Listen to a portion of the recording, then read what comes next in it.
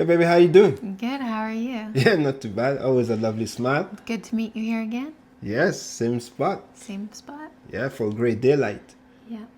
So, this is a continuation of our series on ChatGPT. I had some interesting thoughts after we filmed our last episode. I really started thinking about human relationships and as people are using this chat GPT for a lot of personal things, not just professional things, I wonder how that's going to impact how people relate to each other. Have you thought about that? Well, I had heard of a funny scenario where, a husband had gotten his wife a little bit upset. They had a little fight. And had gone to ChatGPT to figure out how to Who went to make it better. ChatGPT? The wife? No, the husband. Okay. Yeah. So, I see where this is that going. something you would ever consider doing?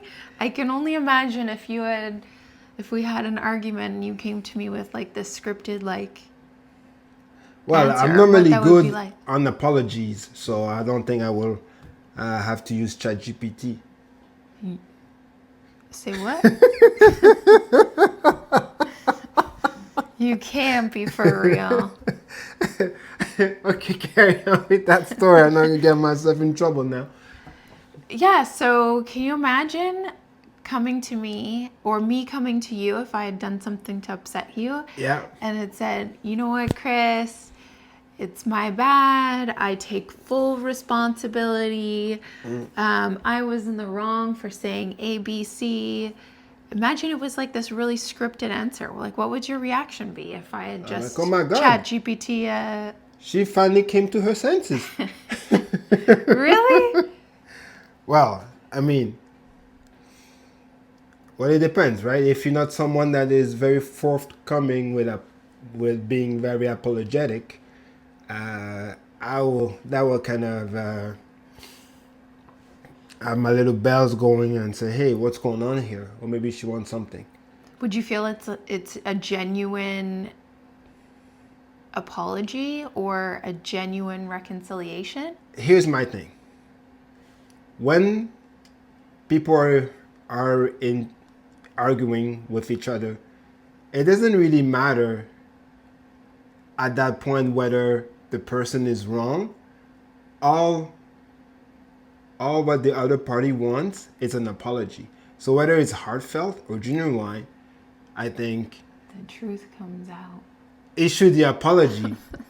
I'm going through a Rolodex of apologies but now. listen to me. This will get you to first base, right? Now we're getting her or he open to hear you out, and following that will come the genuine apology. Relationships with Chris. I'm just saying. But to me, I'm not very big on apologies because anyone can issue an apology, right? Me, I'm more geared towards actions. Mm-hmm. Action means more than words. But So what you're saying is I can now save myself some time and chat GPT a way to resolve our conflict. yeah, because ChatGPT will give me the receipt. Now, whether you remember your apology or not, that's when there'll be trouble in the waters. On the flip side, if you had come to me Yeah. with a chat GPT apology, I don't know if I would. But how would you know? Listen, I would know. I would think that ChatGPT is going to give you an emotionally intelligent response Which I am. to give to me. And in that case, if you dropped the F word, as in feelings, I would, my alarm bells would go off and I'd be like, this isn't Chris. Oh, really? Yep. But I have different layers to me. So I may sometimes come across very touchy-feely. That's our next series, all of Chris's layers. Yeah, I got layers. Comment below if you're ready for it. But yeah, I mean, I do get it. On a serious note, yeah, it's actually a very powerful tool, and it can make people come across in a certain way. But now, it depends. If you're not a great communicator, right, and you don't know how to really express your feelings. So in other words, let's say I want to say to you, hey babe, you know what? I messed up.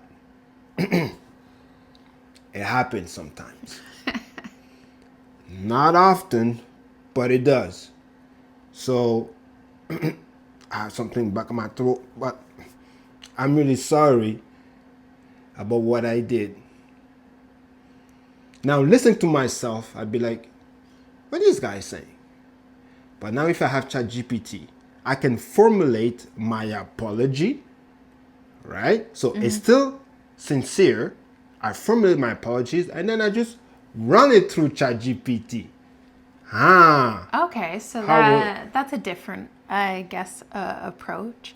I just think that the more people get involved in communicating back and forth with the screen, I think a lot of our development of social skills happen, from when you're younger and you have a fight with your best friend or a fight with your mom and you learn how to, okay, I did this during a conflict, that doesn't work. So, it's a way for you to build that muscle of building relationships. So I almost wonder if you're just going right to chat, then, do you still grow in those social skills? Well, as we mentioned on our last video, check our video. We spoke about ChatGPT before, where ChatGPT can be used in several ways, right? So, to me, it's more about being efficient within your apology, because sometimes you have people that will ram around, blah blah blah, and really it's not what you're looking for in that very apology, right? So if ChatGPT knowing you, because now you use ChatGPT as a doctor, as a counselor, as a friend, confidant, and based on the intellect gathering that they have on you, they can formulate something that is more pertaining to you, right? So to me, I disagree with using it as first hand. I think it's something that can enhance your communication. Let's put it this way. Like, for example, I speak many languages, right? But English is not my first language. So when I draft things, right, I happen to have to read myself to make sure it makes sense, right? Because you're thinking one way, but what you're writing, it's different, right? Because of the language. So if I have a tool such as ChatGPT that I can draft my memo or my message or my love note, joke, I won't run any love notes through ChatGPT, but and then it can kind of enhance it to make it sound, well, to make it make sense, right? So I don't have anything wrong with that. My question would be with that, the element of humanity. I love Yeah. when you make your little grammatical errors. It's just it's your way of speaking. It's the Chris's spin on it. I just wonder, will it get too scripted? I think human flaw is what makes us unique, Yeah. and makes us relatable. Yeah. So I mean, I was also just thinking about it in terms of dating apps. I don't know if you know this, but 40% of couples are meeting through some sort of dating app channel. We're one. Comment below if you want that story. So I just think, like, I mean, you and I have navigated the dating world. Yeah. It was we have lots to say on it. It was quite the experience. I'm sure we both have different experiences, but I think about somebody on a dating app and they're chat GPTing maybe like, hey, what do I ask this girl, or how do I respond to this question? You're already, before chat, you're wondering if this person is authentic. But when you think about it from dating apps, like, now you really don't know the person that is on the other side. That's kind of what I was thinking about. Yeah, because it can come across in a certain way, but not necessarily represent who they are in real life. Yeah, that can be a subject of concern, but some people just need help. And I understand the humanity aspect of it all, but listen, it's a dating app, right? So the first connection you have is a virtual connection, right? So even prior to ChatGPT, how many times you went on a date and then it turned out that the individual was not what you had expected?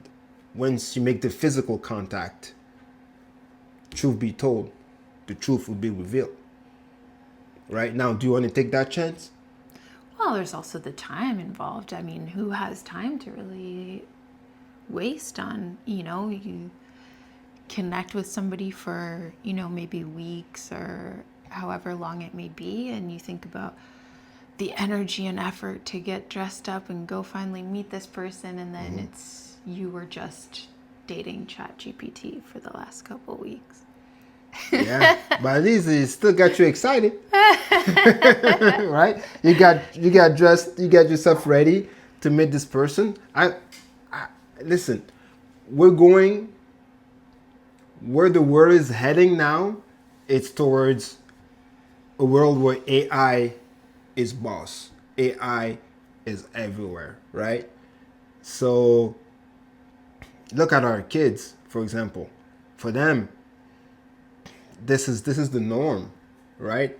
Us, our generation, we're kind of going through the changes, and we can use it as a powerful tool. But at the same time, it's just like back in the days, right? We used to write, well, not myself, but my parents, I guess, they used to write love letters. They used to use the mail, right? Now, mail and letters, this is Asian story, but I'm pretty sure if you get a love letter in the mail, that's still going to touch you in some ways, right? Well, I don't want to point out the obvious, but divorce rates were a lot lower there. I'm not saying it's because of the love letters, but there was just a lot more human effort, I think. And yeah, well, there was back then. I guess there was also less of a hopping around, and dating nowadays is very casual. Actually, when you talk about dating, it's actually you start off because it's casual. You're dating casually. The idea and the mindset is not to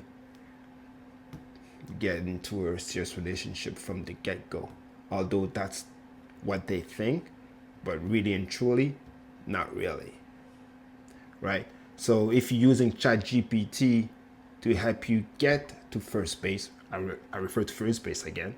And by first base, you mean like a response into getting into conversation? Yeah. Because first base is like something else for some people. Now that's third base.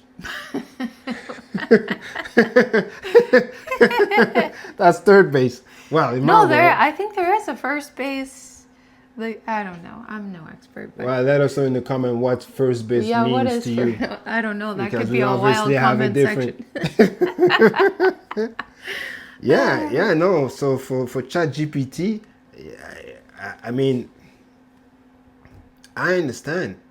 But didn't you, when you were on the dating app Yeah. and you were messaging, did you send people the same opening message every time? Well, Did you have your Rolodex of like 5 lines that you would just cycle through? no, actually, no, no. When I was on those apps, I actually took the time to read the profiles, and from there I carry on with the conversation. But I did have like a set of questions, just like to kind of set the tone to know, okay, what is it that they're into, for example, because that's what you want to know. What are you into? But surprisingly, I never ask about what are you looking for. That's never a question I've asked. What are you looking for? Comment below if you want to know what Chris's opening line was when he messaged me. Do you remember? Hey, this is gonna get me in trouble. That's going to be another episode. Now that I'm starting using it, I do see the benefits of it. For me, as English being my second language, it helps me because when, let's say, I'm typing something, I'm like, hey, let me run to ChatGPT. The way it corrects my syntax, I'm actually learning on how to word things better and differently. So I catch myself actually the next time that I'm drafting something that I'm using those words now. I'm incorporating those the syntax and the grammar into my writing, right? So to me, that's a benefit. But question for you. When you learn things, are you a visual learner? Sometimes. Or do you learn best by reading? Do you learn best by seeing? Well, let's put it this way. Books, for example. Audiobooks versus an actual book. I will tend to retain the information more if I was to read the book versus the audiobook. Yeah, so I could see how you would probably learn a lot from ChatGPT. I have some insecurities because of this not being my primary language, so I just want to make sure that I come across the right way. So when I do run it through ChatGPT, just to correct, yeah, sometimes I'm surprised as to some elements that it needed to shift around. But that's good because now I know, okay, that's the proper way to say it. Well, the reason why I was asking, because there's different learning styles. Like me personally, I have to learn something by actually doing and experiencing. That's how I retain Okay. things the best. So I just wonder, for a different learning style, like you're saying, if you put it in there, you see it, you read it, you retain it, Yeah. and you catch yourself. I Yeah. just wonder, for somebody that has to actually go through the experience to learn, how that would impact. Yeah. That's I also think too about how our kids build relationships. I mean, they spend way more time than we do in front of a screen. Will that impact how they socialize? Like I almost wonder it's going to be, as AI continues to grow and evolve, and our kids, will likely feel more comfortable talking to a chat GPT than going to a real person. So I wonder what their social experiences will be like. There's obviously that human need for to socialize with other humans. I wonder how that will, like, where will be their places to go socialize? Will it be like the gym? I think like even going to like an actual store in a mall will become like a real social experience. Yeah. Well, I mean, today when they play games, right, they mostly play games online with their friends, right? So you have them with their headsets on, and then that's how they're chatting. And so with the online gaming and everything, they can be far more accustomed to this new sort of technology and social habits. But it is concerning. It's hard for us to. Well, actually, no, it's not that hard. I just thought of something. Yeah. I just thought of, you know, I think you disciplining Ivana and her coming back like, Daddy, I talked to ChatGPT and Chat says that you're in the wrong and you should have, like, this is the world and support it with, you know, psychological points Yeah. of, like, I can see that. I could see your head doing a complete spin. Oh yeah, I would go through the roof. Make sure no more screen. No more. First, it'll be like the shock.